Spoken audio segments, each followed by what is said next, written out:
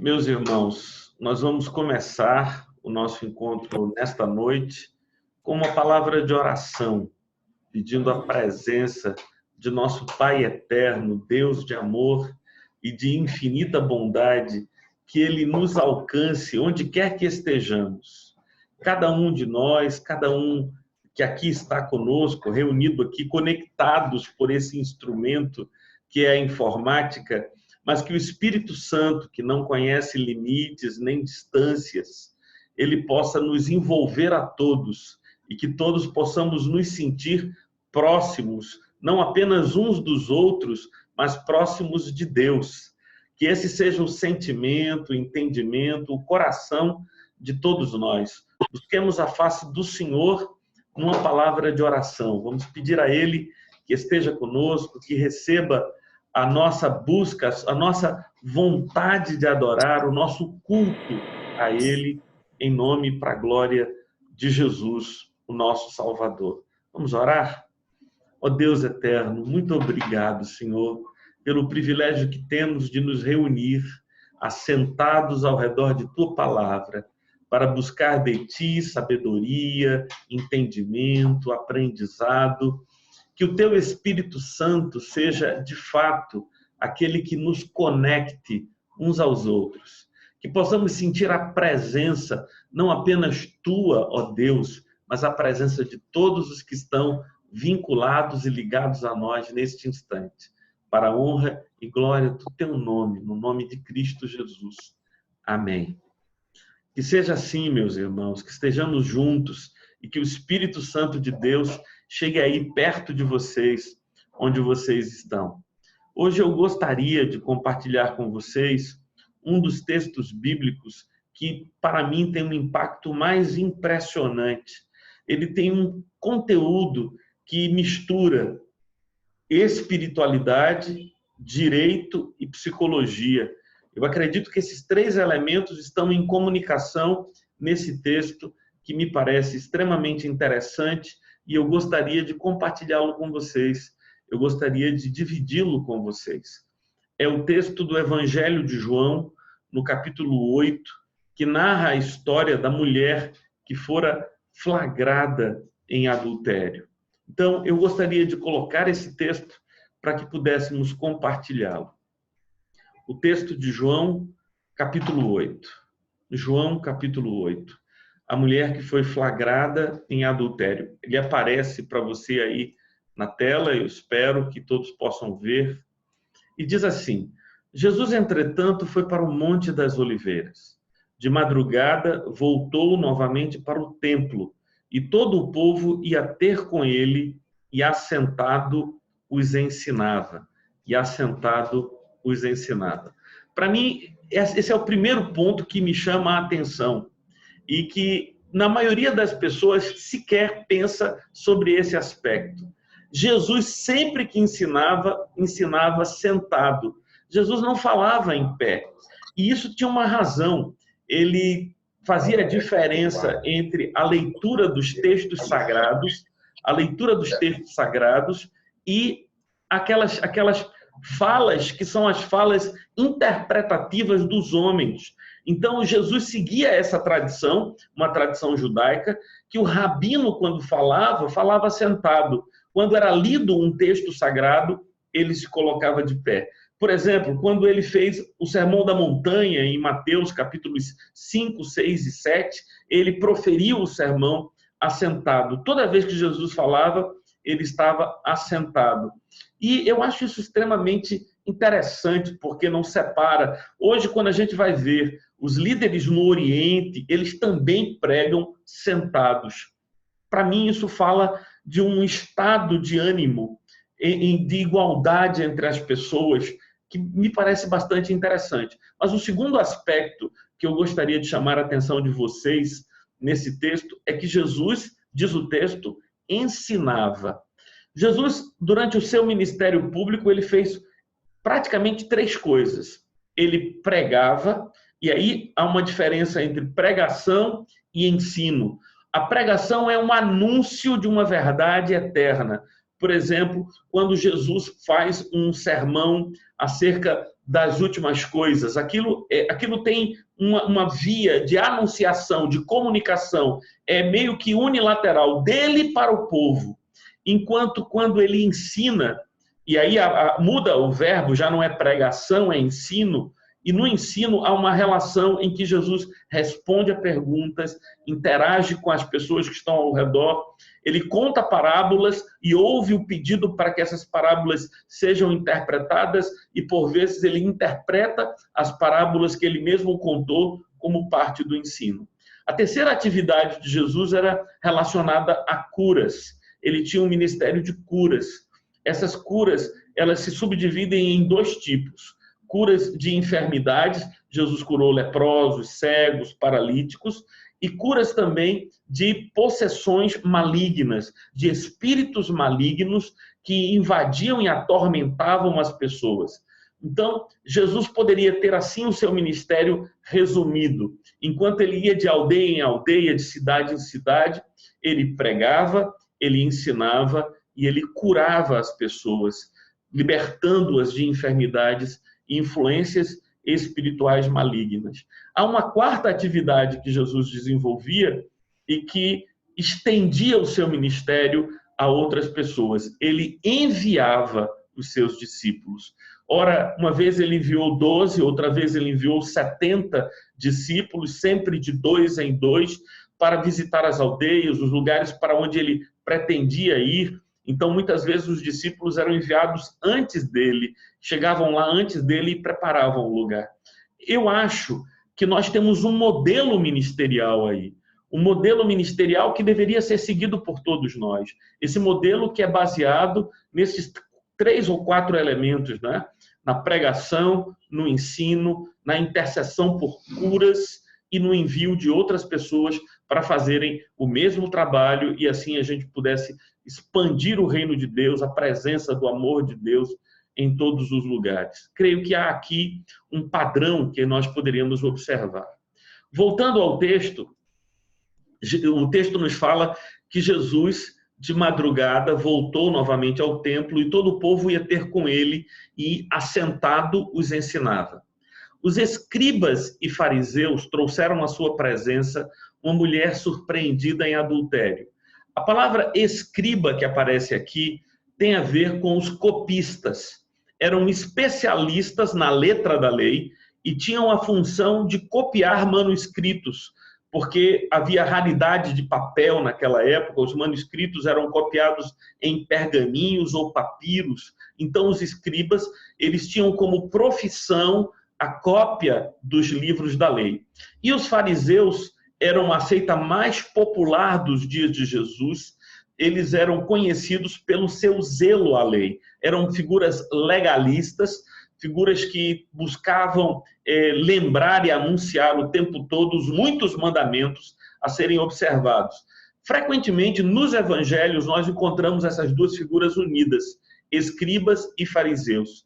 Mas a gente precisa fazer uma diferença. O escriba é um técnico, é alguém que trabalha no templo ou na sinagoga fazendo cópias de livros, enquanto os fariseus seriam uma das denominações que existia, uma seita judaica, um grupo de judeus. Havia fariseus, saduceus, essênios, zelotes. Esses eram diferentes tipos de interpretação da Torá, da tradição do Antigo Testamento, e diferentes formas de espiritualidade, como acontecem hoje entre nós, que existem batistas, presbiterianos, congregacionais entre os protestantes, mas também entre os católicos existem os franciscanos, os dominicanos, os beneditinos. O que é que caracteriza cada grupo? São ênfases diferentes, são modos de vida diferentes. Assim também o judaísmo dos dias de Jesus estava dividido em pelo menos 5 diferentes seitas. A seita dos fariseus, a seita dos essênios, a seita dos zelotes, a seita dos saduceus e a seita dos herodianos, né? Então, esses grupos se organizavam em diferentes modos, de diferentes maneiras e viviam a sua espiritualidade. Então, aconteceu que esses indivíduos, que, como eu disse, são extremamente preocupados com o cumprimento da lei, E os escribas e os fariseus trouxeram à sua presença uma mulher surpreendida em adultério, fazendo-a ficar de pé no meio de todos. Disseram a Jesus: Mestre, esta mulher foi apanhada em flagrante adultério. E na lei nos mandou Moisés, que tais mulheres sejam apedrejadas. Tu, pois, que dizes? E aí eu quero chamar a atenção de vocês. Isto diziam eles, tentando para terem de que o acusar. Tentando para terem de que o acusar. Para mim, essa questão é interessante. É a instrumentalização da vida alheia. Queria chamar muita atenção de vocês.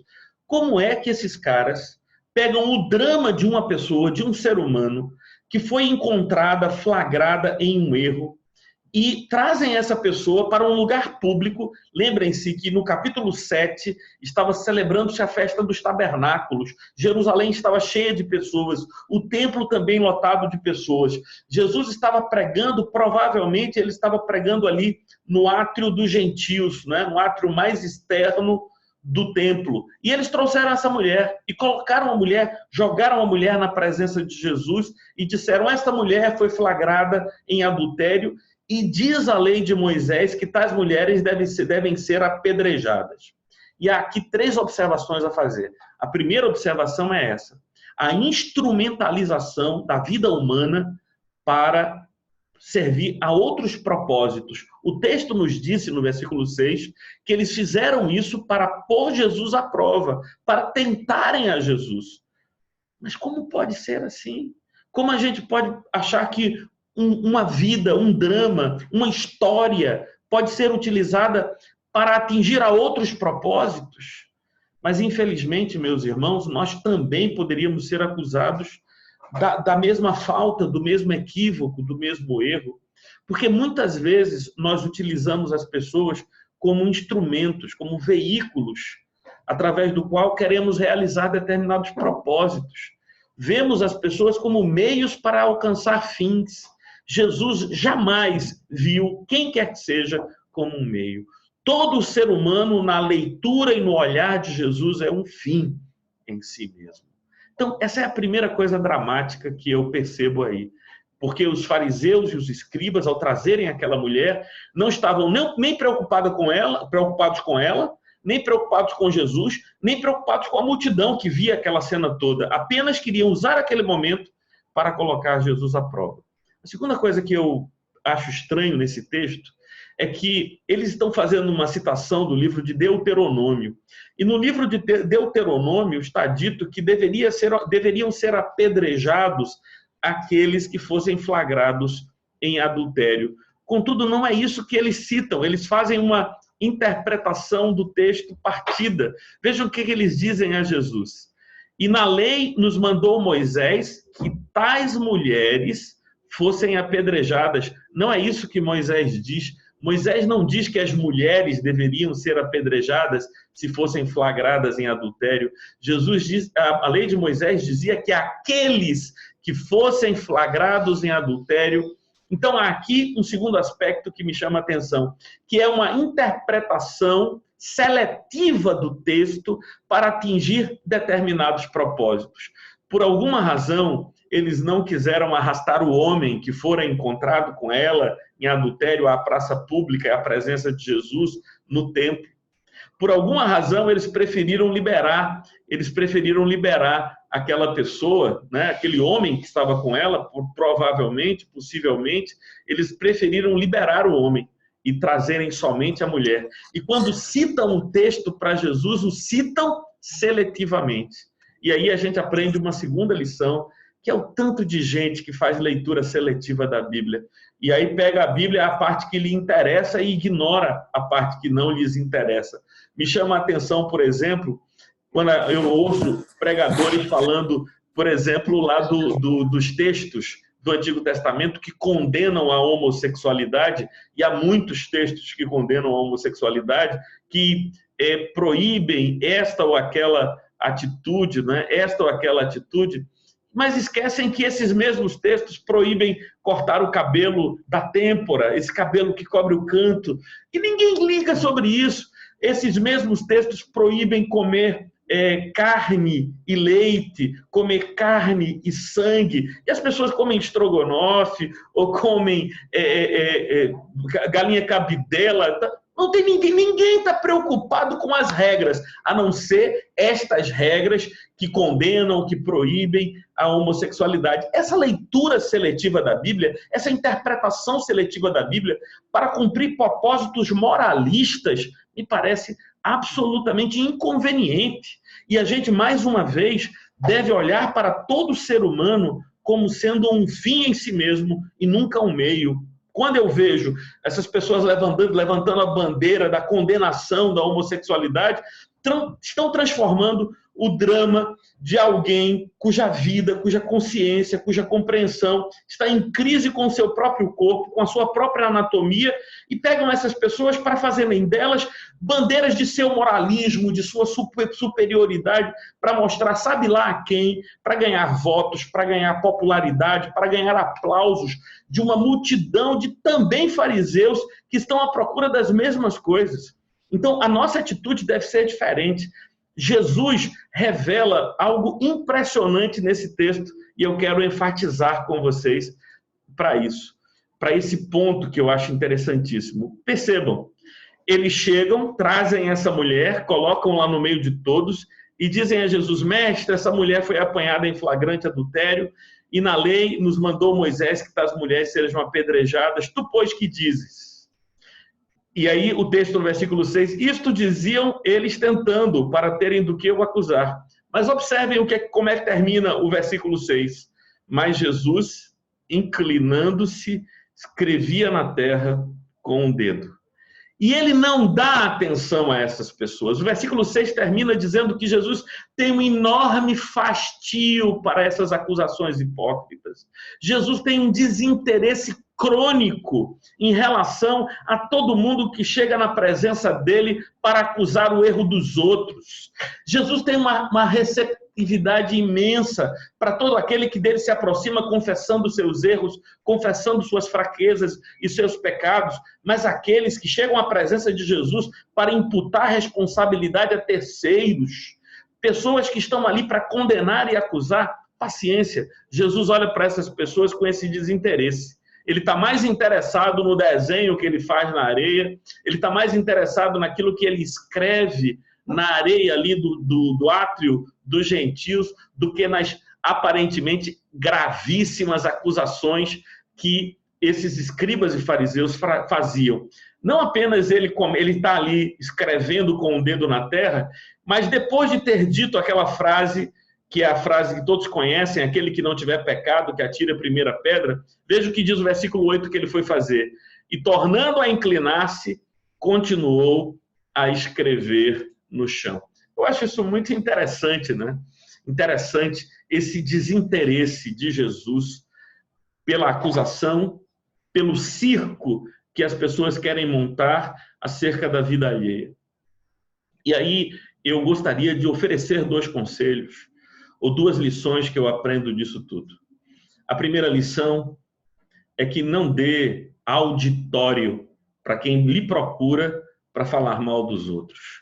Para quem lhe procura para acusar o irmão, para falar do pecado, não ofereça auditório.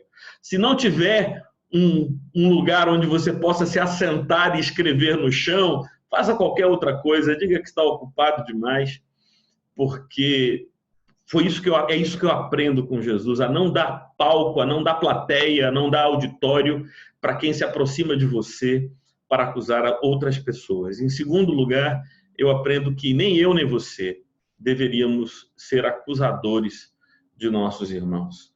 As razões vão ficar explícitas daqui a pouco. Daqui a pouco a gente vai poder perceber que razões temos para não assumirmos o papel de acusadores de nossos irmãos. Mas Jesus, ele nos ensina isso na prática. Ele nos ensina isso na prática. O texto vamos voltar para o texto e ver qual é a atitude de Jesus depois que o que ele recebeu dos fariseus e dos escribas era uma equação extremamente fácil. A equação dos escribas e fariseus era extremamente fácil. Primeiro, eles dizem que há um fato inquestionável. Qual é o fato inquestionável? Uma mulher foi apanhada em flagrante. Se foi em flagrante, há testemunhas, ela estava no próprio ato, e aí, depois de contarem o fato, o que é que eles dizem? Eles dão a norma. Na lei nos mandou Moisés que tais mulheres sejam apedrejadas. Tu, pois, que dizes? Quando os escribas e fariseus colocaram essa situação para Jesus, de um lado o fato, do outro lado a norma, o que esperavam que Jesus fizesse é aquilo que em direito a gente chama de subsunção, aplicar a lei abstrata e geral ao fato concreto. Então, não há dúvida, a equação é simples. Se ela foi flagrada e a lei manda apedrejar, apedrejem. Não há muito o que dizer. Ou Jesus poderia dizer: foi isso que Moisés disse, eu, porém, revogo a lei de Moisés. E se Jesus agora revogasse explicitamente a lei de Moisés, e como ele efetivamente fez lá no Sermão da Montanha, ele poderia ser preso naquele momento, porque eles estavam procurando alguma coisa para acusá-lo e levá-lo precipitadamente ao Sinédrio para esse julgamento, porque ele estaria, em tese, revogando a lei de Moisés. Ele estaria revogando a lei de Moisés, e isso não deveria, em tese, ser feito. Então, o que é que acontece? E aí a saída genial de Jesus de Nazaré. Ele nem discute se ela estava em flagrante ou não estava, se de fato ela foi encontrada naquela condição ou não. Jesus não entra nesse mérito. Também Jesus não discute o que é que diz a lei de Moisés, ele não entra na discussão se a lei de Moisés afirma A ou B, ele simplesmente diz o seguinte: tudo bem, ela foi flagrada em adultério, a lei manda apedrejar, contudo, vocês só deveriam apedrejá-la se vocês forem inocentes. Vocês estão impedidos de condená-la, de sentenciá-la, porque vocês também são pecadores. Jesus disse: quem não tiver pecado, que atire a primeira pedra. Jesus disse que só pode ser executor daquele julgamento aquele que não for ele mesmo réu de outro pecado. E eu gosto muito, porque para mim o maior milagre que Jesus operou, e eu posso citar aqui um milagre operado por Jesus, porque diz o texto que Jesus ativou algo neles que estava meio que adormecido, né? Jesus diz assim, como sentissem na pergunta, Jesus levantou e lhes disse: aquele que dentre vós estiver sem pecado, seja o primeiro a atirar a pedra. Eu gosto do versículo 9 que diz: mas ouvindo eles esta resposta, acusados pela própria consciência. Acusados pela própria consciência, foram se retirando um por um, a começar pelos mais velhos até os últimos, ficando só Jesus no meio onde eles estavam. Pessoal, não se preocupem, porque provavelmente daqui a pouco nós vamos ser derrubados pelo Zoom, porque aí vamos completar os nossos 40 minutos. Mas não se preocupem, porque a gente vai voltar e a gente teria, em tese, depois mais 40 minutos. Não se angustiem. Se de repente a gente cair, é uma queda prevista e a gente vai seguir logo em seguida. Mas vejam bem, qual é o espírito aqui? Qual é o espírito aqui? É que nenhum de nós deveria se arvorar a julgar o nosso semelhante, porque nós, eu e você, também somos culpados de outros pecados. É por isso que Jesus deu essa regra tão clara: não julgueis, para que não sejais julgados. Porque com a medida que tu julgares o teu irmão, se esta mesma medida que tu elegestes como uma medida para julgar o teu próximo, se essa medida for aplicada a ti, tu serás reprovado. Qual é o critério que você quer? Critério religioso, critério moral, critério jurídico? Qual é o critério que você quer? Seja qual for o critério que você escolher e eleger, aplicado a você esse critério, você será condenado, você será reprovado. Então Jesus operou um grande milagre. Jesus ativou a consciência adormecida daquelas pessoas, e eles, acusados pela própria consciência. Como é que a gente está lidando com a nossa consciência? Porque se, por um lado, a gente não deve